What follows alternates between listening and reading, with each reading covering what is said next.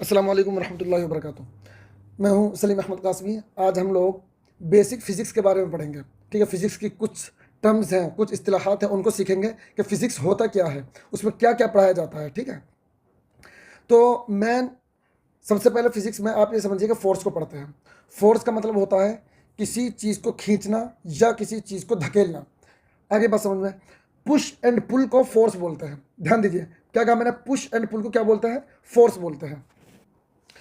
अब पुश और pull on an object is a force. आगे बात समझ में। अच्छा, अब ये फोर्स हो गई है। ठीक है, अब फोर्स के असर क्या होते हैं, इफेक्ट क्या क्या होते हैं। ठीक है, देखो, एक तो फोर्स जो है ना, अगर कोई चीज़ रुकी हुई है, मान लीजिए यहाँ पर ये बॉल है और मैंने इसके ऊपर ताकत अप्लाई की तो ये मूव करने लग जाएगी, चलने लग जाएगी। ठीक है, मतलब ये बॉल रुकी हुई है, मतलब रेस्ट पर है। रेस्ट का मतलब ठहरी हुई। ठीक है, तो जैसे ही मैंने इसके ऊपर फोर्स अप्लाई की तो ये चलने लग जाएगी। तो इसका मतलब ये है कि अगर कोई ऑब्जेक्ट रेस्ट पर है तो फोर्स उसको मूव करा सकती है। दूसरी बात, मूविंग ऑब्जेक्ट को रोक सकती है। मान लीजिए बैट्समैन ने बॉल पे मारा तो बॉल चलने लगी, तो कोई खिलाड़ी उसको रोक देता है। ठीक है, जैसे आप फोर्स लगाते हो तो वो रुक जाती है। इसी तरह डायरेक्शन यानी सिमत उसकी चेंज हो जाती है। मान लीजिए एक बॉल जो है इधर जा रही है, इधर, लेकिन आपने उसमें पैर लगा दिया अपना और हल्का सा पैर लगाया तो और ये इधर चली गई। तो देखो, पहले ये इधर जा रही थी और अब ये इधर मुड़ गई है। ठीक है, दूसरी बात, फोर्स जो है शेप को चेंज कर देता है। मान लीजिए कोई बॉल ली और आपने उसको दबाया, ठीक है, प्रेस किया आपने, तो देखो उसकी शेप जो है चेंज हो गई। आगे बात समझ में। ये फोर्स के इफेक्ट है, असर से है कि फोर्स का क्या क्या असर हो सकते हैं। ठीक है, इस पूरे पैराग्राफ में यही चीज़ बतलाई गई है। देखो यहाँ पे आ गया, effects of forces. Effects of forces यानी फोर्स के असरात। A force can move a stationary object. Stationary का मतलब जो रुकी हुई ऑब्जेक्ट है उसको मूव करा सकती है। अ force can stop a moving object. एक ऑब्जेक्ट मतलब यहाँ पर चीज़ कोई मूव कर रही है, चल रही है, तो उसको रोक सकती है। इसकी मैंने एग्जांपल आपको दे दी। मान लीजिए किसी खिलाड़ी ने शॉट मारा तो कोई प्लेयर उसको रोकता है बॉल को। ठीक है, अ force can change the direction of motion of a moving object. ये मैंने आपको बता दिया। मान लीजिए फुटबॉल आ रही थी, आपने लात मारी तो उसकी डायरेक्शन चेंज हो जाएगी, सिम चेंज हो जाएगी। इसी तरह फोर्स जो है साइज को चेंज कर देती है, शेप को भी चेंज कर देती है। साइज को चेंज करने की एग्जांपल मैं आपको दूं। मान लीजिए रबड़ है, रबड़ रबड़ को आपने खींचा, उसका साइज चेंज हो गया, वो बढ़ जाएगी। छोड़ देंगे तो फिर वापस उसी पे आ जाएगी। आगे बात समझ में। देखिए यहाँ पे उसकी एग्जांपल है, मूविंग मूविंग स्टेशनरी ऑब्जेक्ट। ये मतलब टेबल है, इसको ये फोर्स लगा रहा है तो मूव करा रहा है। यहाँ पे देखो, बॉल आ रही थी तो कैच कर लिया इसने, रोक लिया। Stopping an object in motion, change the speed of motion. ठीक है, मान लीजिए बच्चे ने फोर्स लगाई और तेज लगाई और तेज लगाई तो स्पीड चेंज हो जाएगी। ये changing the direction of motion. भाई ये इसको चिड़िया बोलते हैं। ये जब इधर आ रही है तो इसने इसको मारा तो ये इधर जाएगी। ठीक है, इधर जाएगी ये। इसी तरह शेप, भाई हम आटा गूंथते हैं तो आटे की जो है रोटी बनाते टाइम उसकी शेप चेंज हो जाती है। उम्मीद है ये चीज़ आपको समझ में आ गई होगी। देखो, ये आपको इजी लगेगा लेकिन फिजिक्स है नहीं है ये। ठीक है, ये तो इसकी बेसिक टर्म्स हैं, ये आपको आती हैं। और डिटेल में फिजिक्स हम तब पढ़ाएंगे आपको जब आपको कम से कम एड तक की मैथ आ जाएगी बहुत अच्छी। क्योंकि फिजिक्स की जो लैंग्वेज है ना, जो भाषा है, वो मैथ है और मैथ के बगैर आप उसको सॉल्व नहीं कर सकते हो। देखो, सबसे पहले फोर्स कितने टाइप के होते हैं। सबसे पहले एक होती है कॉन्टैक्ट फोर्स, एक होते हैं non contact force. Contact force, non contact force. Contact force की मैं एग्जांपल देता हूँ। कॉन्टैक्ट मतलब जिसमें रब्त करना पड़े। मान लीजिए मैंने टेबल को मूव कराया तो देखो, टेबल से मैं टच हुआ हूँ, मेरा टेबल से कॉन्टैक्ट हुआ तभी तो मूव हुआ है ना। बॉल आने वाली बॉल को मैंने रोका तो मेरा कॉन्टैक्ट हुआ बॉल से, तभी वो रुकी है। ठीक है, आगे बात समझिए। कॉन्टैक्ट फोर्स और नॉन कॉन्टैक्ट फोर्स का मतलब जिसमें कॉन्टैक्ट ना हो। इसकी मैं एग्जांपल देता हूँ। देखो, मान लीजिए मैं दो मैग्नेट को लाता हूँ पास में, तो देखो वो दूर से ही जो है ना, हालांकि चाहे वो 2 सेंटीमीटर की दूरी हो तो दूर से ही वो अपने एक दूसरे की तरफ अट्रैक्ट हो जाती है, यानी मूव करा देती है एक दूसरे को। आगे बात समझ में। इसी तरह नॉन कॉन्टैक्ट फोर्स की एग्जांपल एक और समझ सकते हो आप। ध्यान दीजिए, आपके घरों में जो स्केल वगैरह होता है, ठीक है, वो प्लास्टिक का हो। प्लास्टिक का जो स्केल होता है उसको आप लीजिए, अपने बालों से रब करिए और कॉपी के ना छोटे छोटे पार्ट करके ज़मीन पर रखिए। रब करने के बाद उसको स्केल के पास लेके जाइए, तो वो टुकड़े जो है ना, कागज़ के जो टुकड़े हैं, वो खुद ब खुद उसकी तरफ अट्रैक्ट हो जाएंगे, खुद ब खुद उसकी तरफ आ जाएंगे। देखना, इसको तजर्बा करके देखना।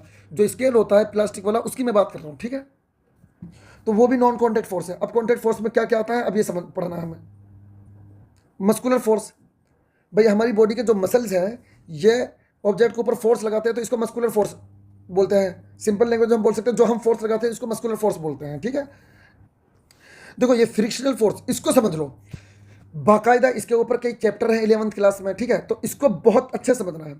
फ्रिक्शनल फोर्स असल में लगती है जिस डायरेक्शन में ऑब्जेक्ट चल रही है, जिस सिमत में कोई चीज़ जा रही है, उसके अपोजिट जो फोर्स लगती है उसको फ्रिक्शनल फोर्स बोलते हैं। इसकी एग्जांपल लीजिए, मान लीजिए एक देखो, आपने एक कंचा लिया, कंचे को आपने रोल किया, उसको ज़मीन पे ऐसे डाल दिया, तो वो थोड़ी दूर तक चलेगा, फिर रुक जाएगा।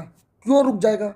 उसका रीज़न ये है, दुनिया में कहीं पे भी जो होता है, देखो कंचा जो होता है, जो गोल गोल सा होता है जिससे बच्चे खेलते हैं, आप उसको मिट्टी वाले जो फर्श है उस पर डालिए, और उसी को आप जहाँ पर मार्बल वगैरह हो, ठीक है, जहाँ पर टाइल्स वगैरह होती हैं, वहाँ पर जब आप उसको डालोगे, जब आप उसको ज़मीन पर डालोगे सेम फोर्स के साथ, तो वो कम दूर चलेगा। लेकिन जब उसको सेम फोर्स के साथ आप मार्बल वगैरह पर या टाइल वगैरह पर डालोगे तो ज़्यादा दूर तक चलेगा।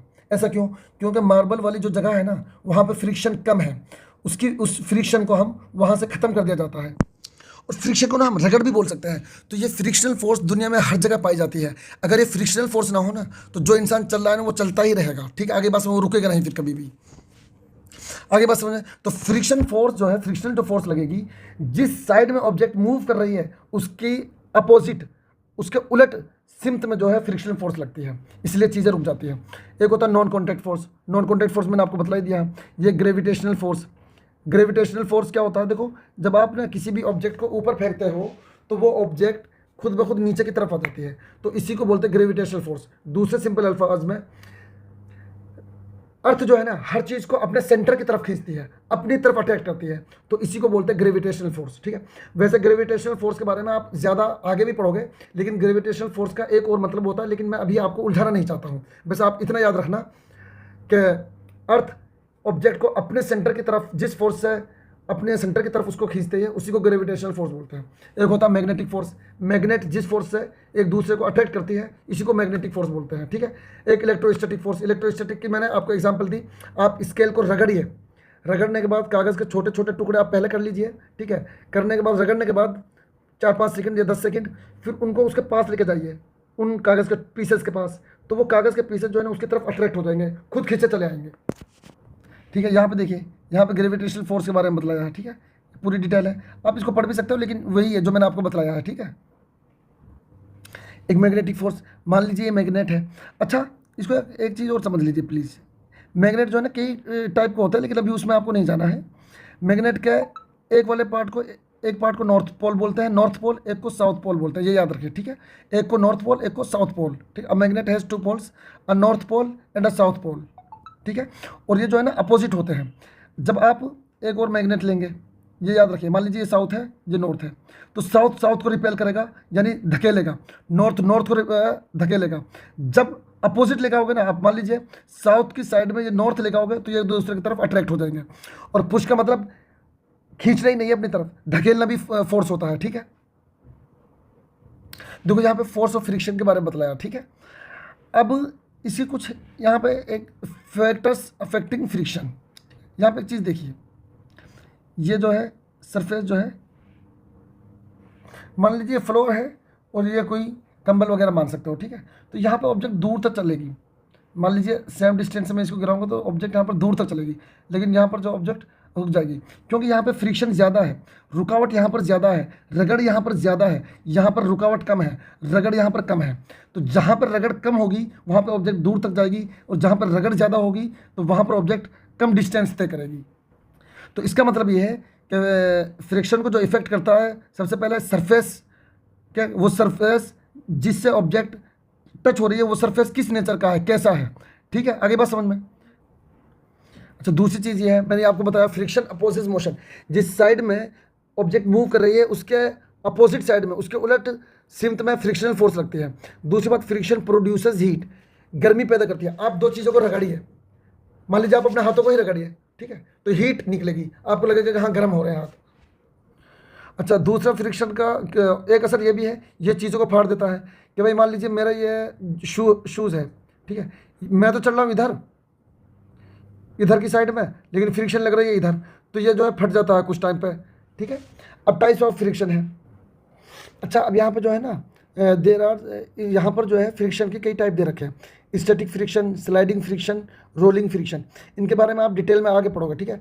फ्रिक्शन के क्या रोल है ज़िंदगी में, ये सारी चीज़ें हैं। हम जो है फ्रिक्शन के बगैर चल नहीं सकते हैं, खड़े नहीं हो सकते हैं। आगे बात समझ में। फ्रिक्शन कैन बी भाई, अच्छा फ्रिक्शन को हम कैसे इंक्रीज़ कर सकते हैं, कैसे डिक्रीज़ कर सकते हैं, ठीक है। टायर्स में फ्रिक्शन ज़्यादा होती है क्योंकि टायर ज़्यादा दूर तक नहीं चलता, क्योंकि हम उसको बीच में से तोड़ देते हैं, काट देते हैं। Increasing the roughness of certain coated, for example tyres have treads to increase frictions, तो उनको काट दिया जाता है। फ्रिक्शन इज ऑल्सो डिसेंट, अच्छा इसके नुकसानात भी है क्योंकि चीज़ें को ये फाड़ देती है। आगे अच्छा फ्रिक्शन को हम कम भी कर सकते हैं। मान लीजिए कोई सरफेस है, उसके ऊपर हम पॉलिश कर देते हैं तो वो स्मूथ ज़्यादा हो जाता है, ठीक है।